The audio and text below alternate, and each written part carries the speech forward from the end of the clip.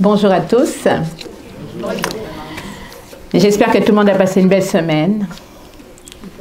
Oui, super belle. Par la grâce de Dieu, je conviens que c'est par la grâce de Dieu que nous pouvons encore passer des belles semaines parce que les choses ne sont pas toujours évidentes, surtout en ces moments. C'est pour cela, c'est dans ce sens que j'ai ce message de Dieu à vous apporter aujourd'hui, dont le titre est « Garde courage ». Ça me rappelle la première Bible que j'ai reçue dans ma vie. Elle m'avait été offerte par une amie qui avait dédicacé la Bible et elle m'avait choisi ce verset que Alain a lu tantôt. « Ne t'ai-je pas donné cet ordre? Fortifie-toi et prends courage. Ne t'effraie point et ne t'épouvante point, car l'Éternel, ton Dieu, est avec toi dans tout ce que tu entreprendras. » Ce verset m'a marqué à vie. C'était mon premier verset qui était pour moi, que quelqu'un m'avait offert et qui était vraiment pour moi. Je l'ai pris pour moi et je l'ai toujours gardé jusqu'à maintenant. C'est un verset que je garde toujours. La vie n'est pas un long fleuve tranquille. Il y a un film qui dit le contraire. Mais la vie n'est pas un long fleuve tranquille. Bien au contraire, dans la vie, nous vivons une série d'événements. Il y a une série de circonstances que nous vivons qui font que nous changeons d'émotion très souvent. Nous passons de situations joyeuses à des situations qui nous peinent. Nous vivons toutes sortes d'événements qui nous font sentir bien, d'autres qui nous font sentir moins bien, d'autres qui nous font sentir carrément mal. Et c'est comme ça dans la vie. J'ai beaucoup lu ces derniers temps dans le livre de l'Ecclésiaste, notamment un verset en particulier qui dit qu'il n'y a rien de nouveau sous le soleil. Il n'y a rien de nouveau sous le soleil. C'est Ecclésiaste 1, verset 9. Ce qui a été, c'est ce qui sera, et ce qui s'est fait, c'est ce qui se fera. Il n'y a rien de nouveau sous le soleil. Donc, ce n'est pas nouveau que nous vivons toutes sortes de choses. Ça a toujours été comme ça, toujours été depuis le péché, je dirais. Parce qu'avant qu'il y ait le péché, lorsque Adam et Ève étaient encore en Éden, ben, tout allait parfaitement bien. Tout allait parfaitement bien. Il n'y avait que les émotions étaient toutes positives. On imagine la joie d'Adam et Ève d'être en présence de Dieu, d'être nommé administrateur par Dieu lui-même de toute la création. On imagine comment ils pouvaient se sentir, comment ils pouvaient être dans un perpétuel bien-être, je dirais. Mais nous vivons dans un monde de péché. Depuis que le péché est entré dans le monde, c'est le contraire qui est arrivé. C'est là que c'est sûr que nous avons encore des émotions positives, nous vivons encore de bonnes choses, mais le mal a aussi pris une très grande place. Donc, à ce moment-là, nous nous retrouvons dans une vie qui est un peu, qui est difficile.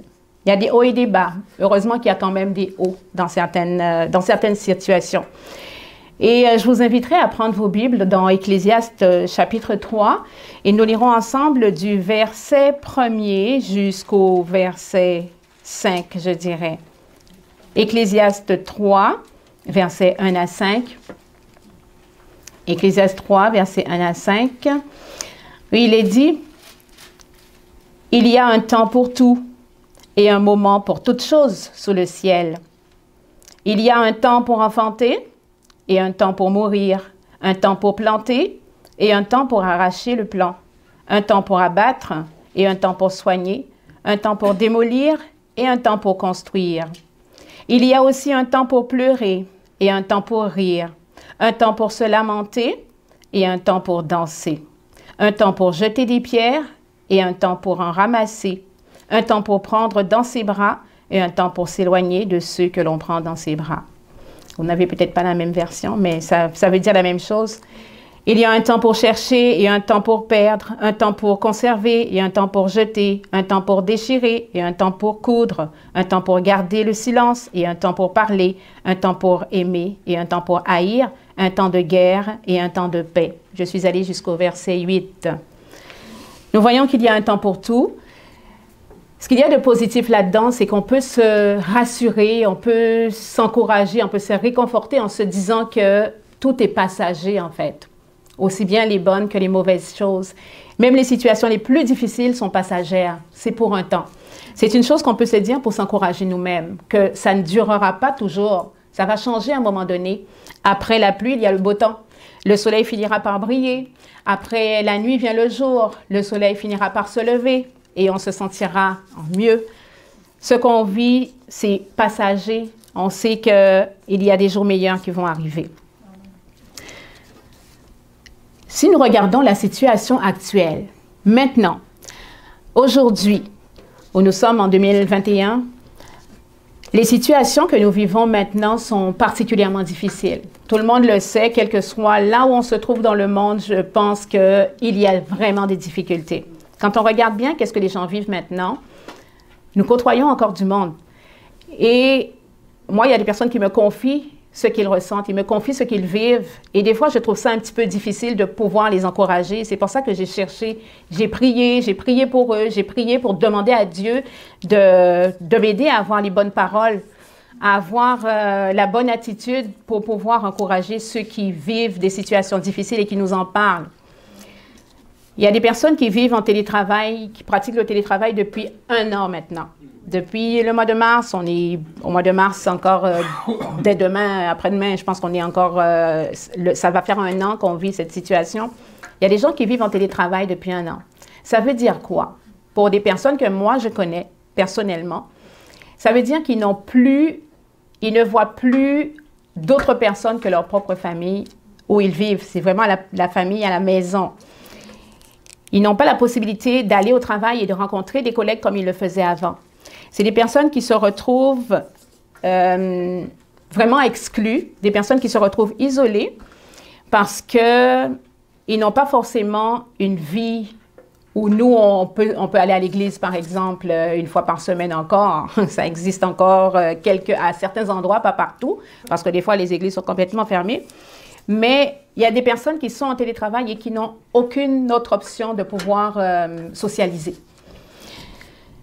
Nos conditions de travail à tous sont devenues plus difficiles avec ce qu'on appelle notre EPI, nos équipements de protection individuelle que nous devons porter, nos masques que nous portons toujours, les questions que l'on doit poser aux gens lorsque nous les recevons au travail, les questions qui sont un petit peu... des fois, on se demande si ça a du sens de demander, par exemple, aux gens s'ils étaient en voyage alors qu'on les a vus la veille, s'ils sont partis en voyage, à chaque fois, s'ils ont été en contact avec des gens qui ont été... En tout cas, c'est des questions qui sont difficiles, c'est des situations qui sont difficiles à vivre. Personnellement, je trouve ça difficile de tout le temps poser ce genre de questions aux gens à tous les matins. Je trouve ça difficile aussi, des fois, de devoir renvoyer des gens. Par exemple, un enfant qui arrive et qui a le nez qui coule, un enfant qui arrive et qui a de la fièvre, puis il faut le renvoyer à la maison alors que les parents travaillent. C'est pas facile, ça chamboule complètement la vie des gens. Ça chamboule complètement non seulement la vie des enfants, parce que pour eux, ils sentent qu'il y a quelque chose de pas normal qui se passe, même s'ils sont très jeunes, qui ne comprennent pas toujours qu'est-ce qui se passe, mais ils sentent qu'il y a quelque chose de pas normal. Les parents sont stressés, les enfants ressentent le stress des parents, et ça fait que finalement, toute l'unité familiale est bouleversée. C'est difficile d'avoir de la motivation pour entreprendre des choses. Difficile d'avoir le courage de continuer, parce que des fois, quand on ne voit pas où ça mène, comme en ce moment, les jeunes surtout, je pense particulièrement aux jeunes qui ne voient pas le bout de leurs efforts. Lorsqu'on est jeune, surtout, on a besoin de voir enfin un effort pour quelque chose, pour arriver à telle ou telle chose, pour accomplir quelque chose, avoir un objectif. Mais les jeunes, en ce moment, ils ont beaucoup de difficultés à voir le bout. Ils ont du mal à voir le pourquoi des efforts qu'ils fournissent. Donc, il y a beaucoup de manque de motivation. Ceux qui sont à l'école abandonnent beaucoup leurs cours, surtout au cégep. J'ai entendu beaucoup de jeunes du cégep surtout qui ont abandonné leurs cours. Beaucoup d'échecs scolaires. Manque d'activités sociales. Il n'y a pas d'activités sportives. Les équipes ont été annulées. Le sport a été pas mal aussi annulé. On ne peut pas avoir de rencontres familiales, pas de rencontres amicales. Pour nous, des fois qui n'ont pas de famille là où nous vivons, qui venons d'un autre pays, les rencontres amicales sont quand même importantes. Puisqu'on n'a pas de famille, de toute façon, on se dit, bien, les amis, ça représente un petit peu la famille là où on est. Bien, on n'a plus ce genre de rencontres. Mais pire encore, c'est des personnes qui sont d'ici, qui vivent ici, qui ont leur famille, puis qui n'ont pas le droit de voir leur propre famille. Ça, je trouve ça extrêmement difficile. quand j'ai entendu une forte nouvelle que ça allait peut-être un petit peu mieux à Québec, mais que les personnes qui avaient leurs parents âgés n'avaient toujours pas le droit de leur rendre visite. Les parents qui sont isolés, on n'a toujours encore pas le droit de leur rendre visite. Ce sont des choses qu'on trouve difficiles à entendre. Je trouve ça vraiment difficile à entendre et à vivre. Je ne vais pas rester sur tout, m'étaler beaucoup là-dessus, mais il y a tellement de difficultés en ce moment que les gens vivent. Des gens qui ont perdu leur emploi, des personnes qui ont fait faillite, qui avaient leurs petites entreprises, qui ont dû fermer parce que ça ne fonctionne plus, il n'y a plus de clientèle, il n'y a plus, dans certains domaines, il y a la restauration, dans le tourisme, il n'y a plus rien qui fonctionne économiquement. Donc, on comprend que les gens peuvent être dans le désarroi. Des fois, pour nous, ça va bien. On continue notre petite vie. Moi, je peux dire que ça va pas mal pour moi parce que je continue à travailler assez normalement. Il y a des choses que je trouve qu'il y a beaucoup pire que moi, en fait. Ma situation n'est pas du tout la pire, mais je vois les gens autour de moi et c'est des choses que je trouve vraiment difficiles. Difficiles de voir, difficiles de constater la détresse que les gens vivent, le désarroi dans lequel les gens se trouvent. Il y a un texte que j'ai lu que j'ai trouvé un peu... quand, par exemple, le texte que j'ai lu tantôt, qui dit qu'il n'y a rien de nouveau sous le soleil, ce qui est déjà arrivé, ça arrive encore. Lorsque je le lis, je me dis que ce n'est pas pour minimiser ce que les gens vivent, mais d'une certaine façon, c'est la vie. Quelque part, c'est la vie. C'est comme ça. C'est comme ça. Les choses sont ainsi. Ce n'est pas extraordinaire. On ne devrait pas être surpris, en fait, de vivre des choses comme ça. Parce qu'on sait, surtout nous qui sommes chrétiens, qui connaissons la parole de Dieu et qui connaissons Dieu, nous savons que c'est le péché rentré dans le monde, puis que ces choses-là, on peut pas y échapper. On comprend ce que les gens peuvent vivre, mais Dieu nous donne aussi des paroles d'encouragement, non seulement pour nous, mais des paroles d'encouragement pour les autres également. J'ai pensé à quelqu'un dans la Bible, un personnage qui a vécu des souffrances extrêmes. Si on vous dit quelqu'un qui a vécu des souffrances extrêmes, pour ceux qui connaissent un petit peu la Bible, on sait qu'il s'agit de Job. Job, c'est vraiment l'exemple suprême, c'est celui qui a touché vraiment le fond de la souffrance. Et c'est dans Job, dans le livre de Job, chapitre 22, verset 21, c'est dans le livre de Job que j'ai lu ce verset. « Attache-toi donc à Dieu et tu auras la paix. Tu jouiras ainsi du bonheur. Attache-toi donc à Dieu et tu auras la paix. Tu jouiras ainsi du bonheur. » Qu'est-ce que Job avait de particulier? Job était attaché à Dieu. Job savait qu'il devait s'attacher à Dieu. Mais Job s'est-il attaché à Dieu quand il a commencé à avoir des souffrances ou bien avant? Bien avant d'avoir des souffrances, Job s'est attaché à Dieu. Et la Bible nous parle de lui en disant que c'était un homme qui était intègre et droit. C'était un homme qui offrait des holocaustes. C'était un homme qui manifestait de la reconnaissance envers Dieu.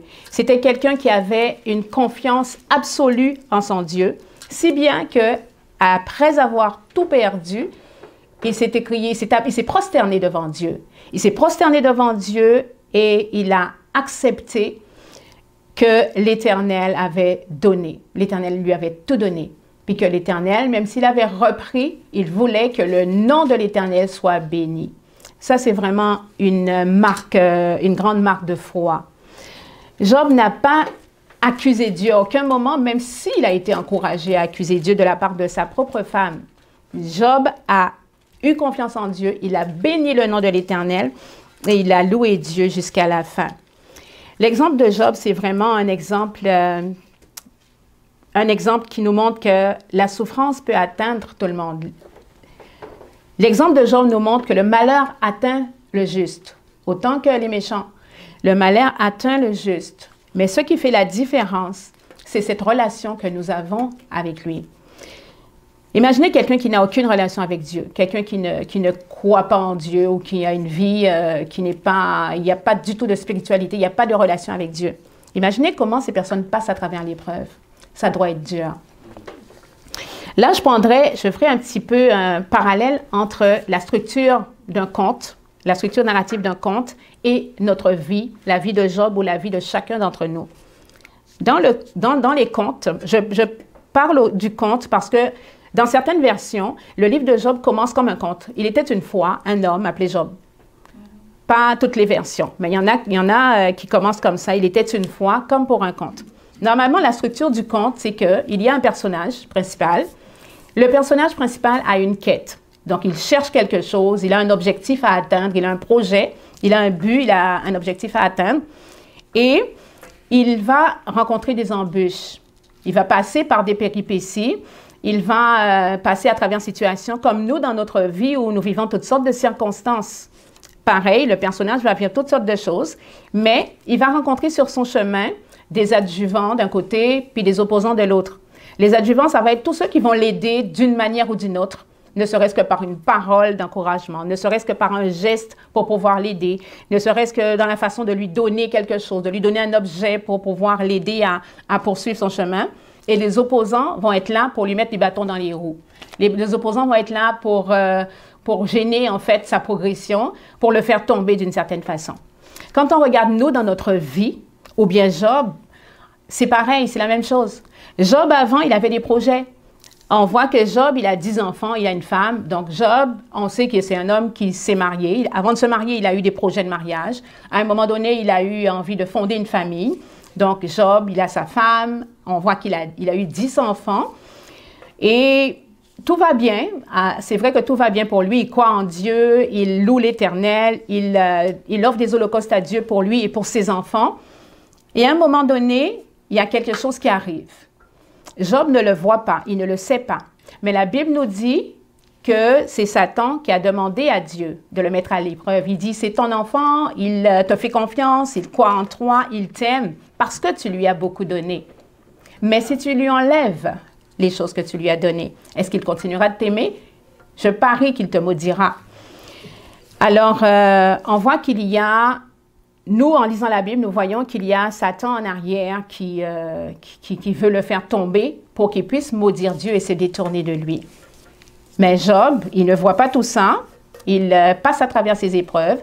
On voit les adjuvants, à un moment donné, ses amis. Ses amis se transforment un peu, puis ils ne lui donnent pas les bons conseils.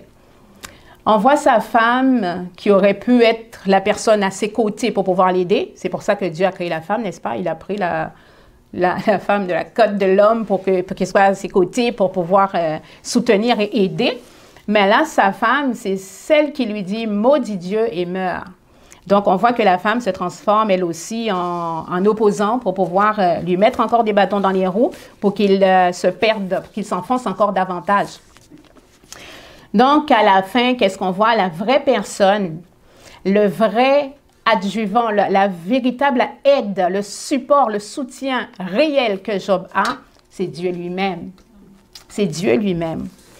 Et ce même Dieu, c'est celui qui, dans la vie de chacun de nous, c'est lui qui est là pour nous soutenir. C'est lui qui est là pour nous aider. C'est lui qui ne nous abandonnera jamais. Parce que des fois, il y a des amis qui peuvent se transformer en ennemis. Surtout en ce moment, moi j'en ai vu beaucoup qui étaient supposés être des amis et qui pour une raison ou pour une autre, les gens changent complètement. Parce qu'on a des fois une différence d'opinion. Et à ce moment, ben, les amis, on ne les reconnaît plus, c'est plus vraiment nos amis. Mais Dieu, c'est celui qui ne change pas. C'est le roc, c'est le rocher qui ne bouge pas, qui est le même hier, aujourd'hui, éternellement. Il sera toujours le même et c'est celui qui va être toujours... Il va être toujours à nos côtés. Amen. Attache-toi donc à Dieu. Là, je comprends vraiment le conseil. Attache-toi donc à Dieu et tu auras la paix. Tu jouiras ainsi du bonheur. En tant que chrétiens, nous avons un rôle à jouer. Nous avons un rôle à jouer auprès de ceux qui nous entourent. Je vais vous inviter à prendre vos Bibles dans 2 Corinthiens, chapitre 1. 2 Corinthiens... chapitre 1, versets 2, 3 et 4. 2 Corinthiens, chapitre 1, versets 2, 3 et 4. Je vais lire. « Que la grâce et la paix vous soient données de la part de Dieu notre Père et du Seigneur Jésus-Christ.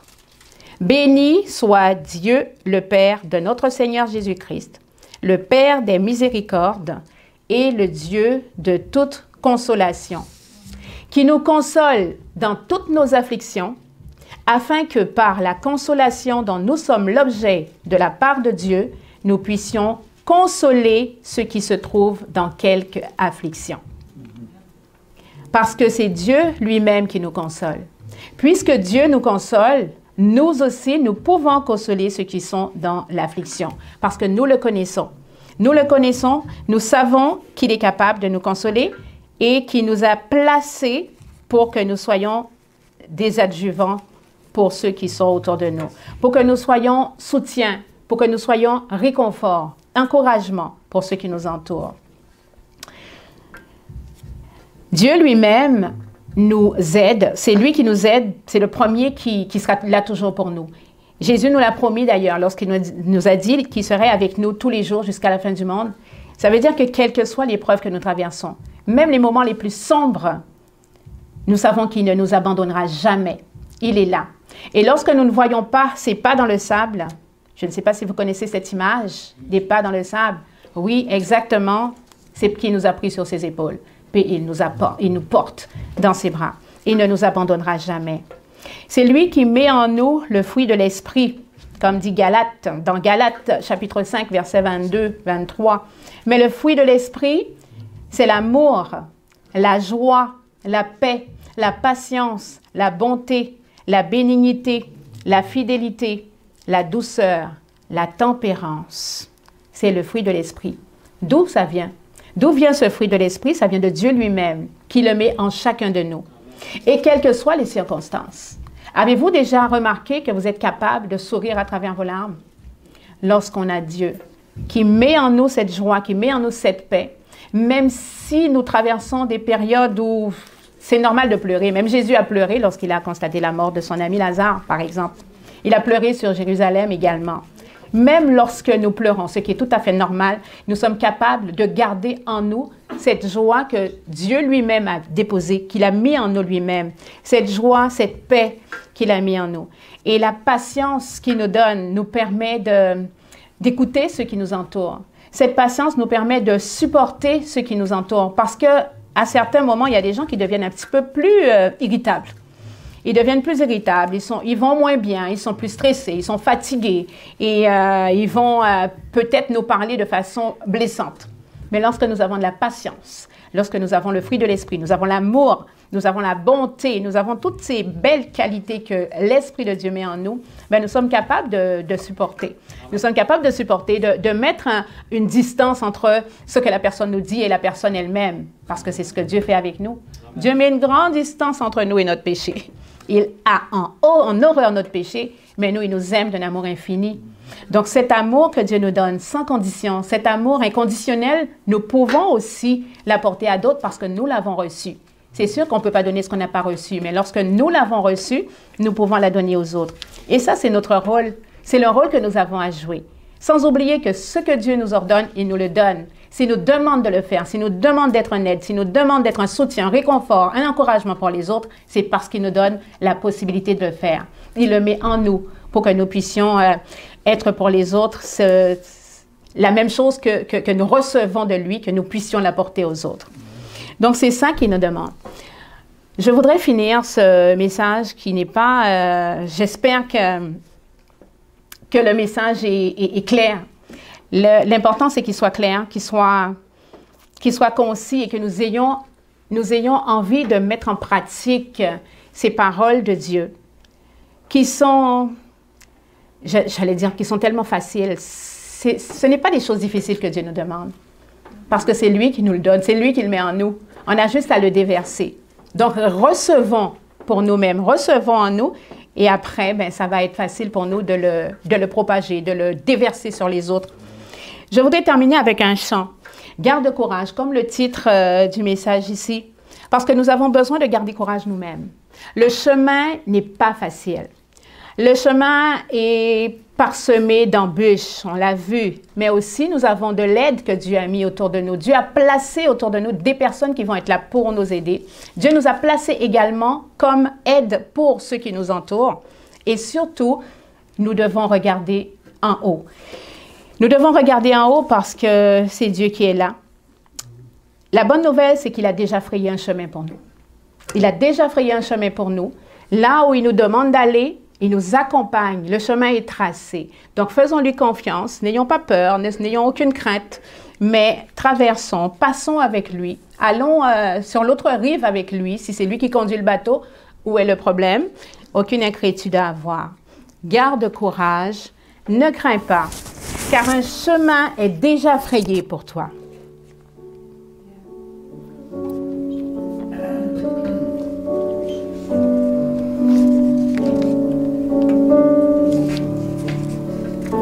Garde courage,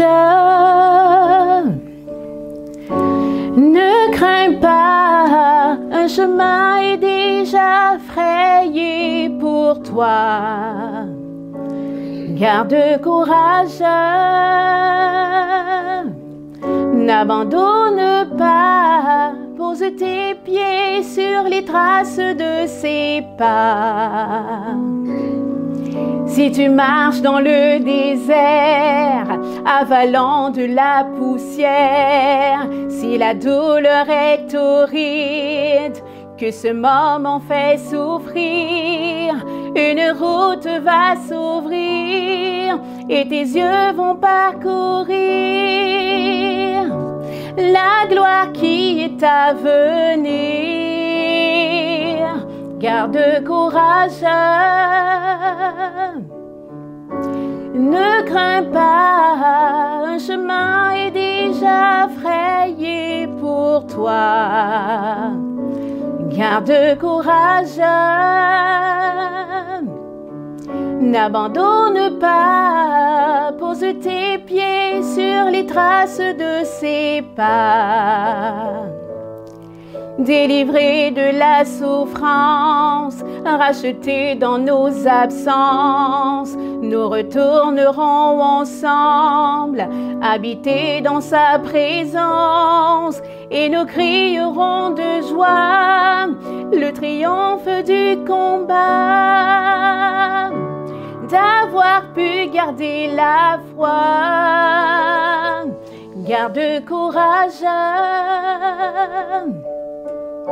ne crains pas, un chemin est déjà frayé pour toi.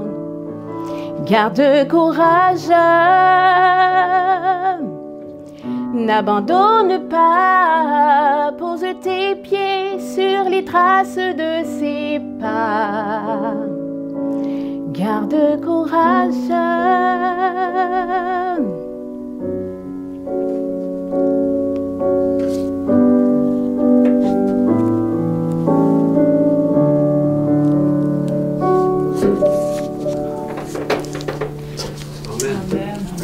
Que la grâce et la paix vous soient données de la part de Dieu notre Père et du Seigneur Jésus-Christ. Béni soit Dieu le Père de notre Seigneur Jésus-Christ, le Père des miséricordes et le Dieu de toute consolation. Amen. Amen.